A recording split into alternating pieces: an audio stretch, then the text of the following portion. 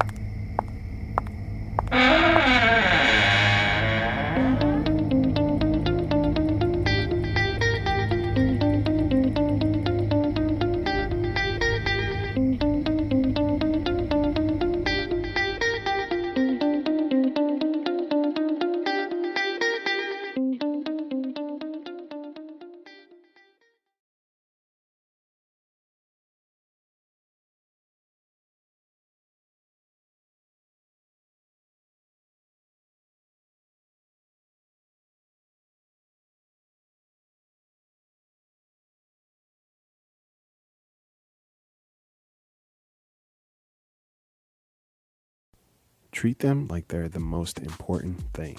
When you're working with high-profile clients, they are generous to remind you.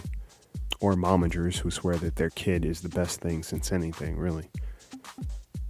I'll admit it, the kids are just mini forms of their parents, so I don't blame them when they're shitty. I started as an assistant at the studio. Crazy hours, last-minute calls. But my boss, he wasn't your typical asshole. He taught me everything I needed to know about photography, and because of him, I have my own assistant now. I learned a lot. I saw a lot. I saw probably a lot more than I should have.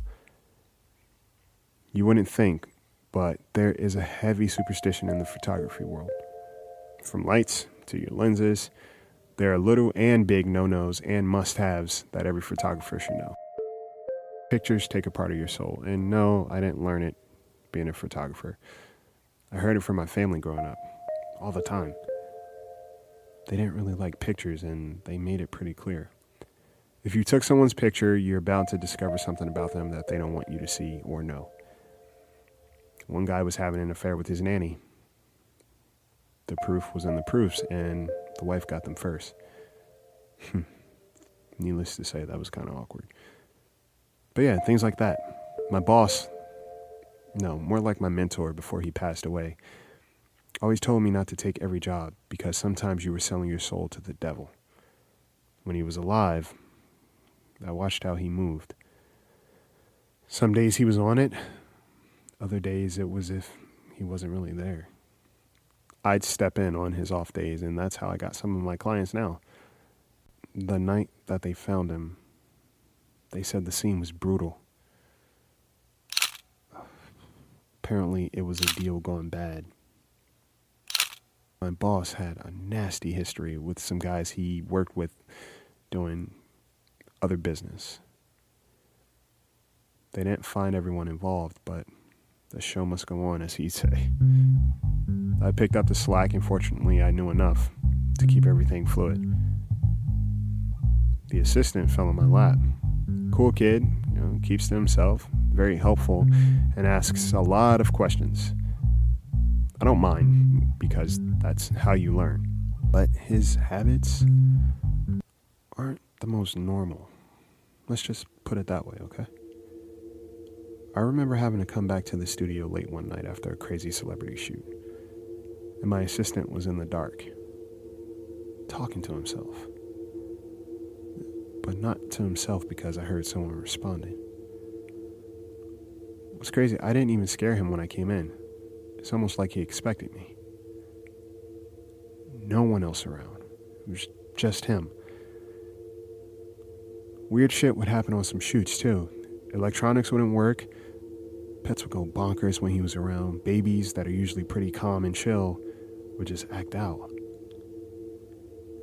But he's the sweetest kid, and it makes sense.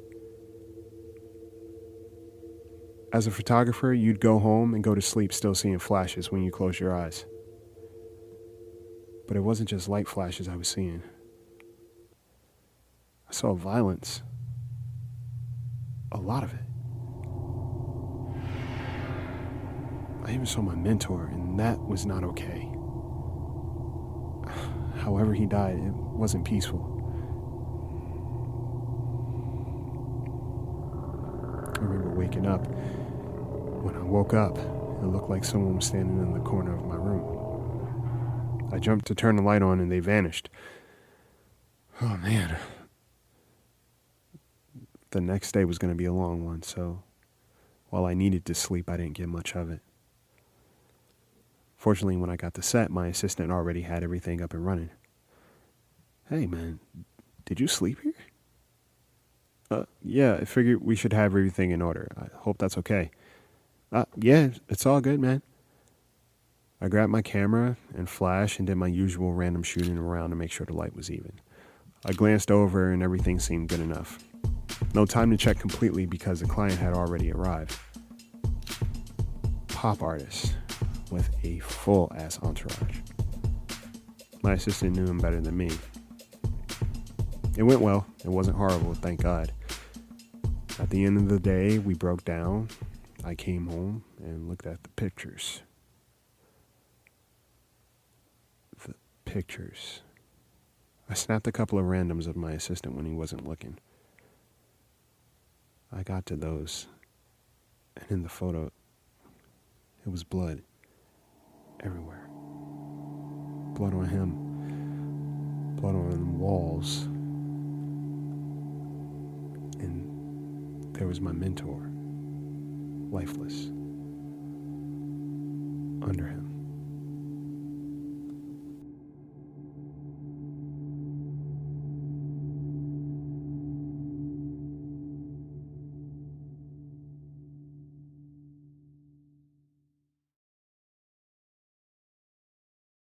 So there you have it. Tune in next week for another story to keep you up at night. And again, if you have a story that you'd like to submit and have featured on the podcast, email at thebirdbrainpodcast@gmail.com with the subject headline, The Night Owl. Take care of yourselves. Take care of each other. Sleep tight.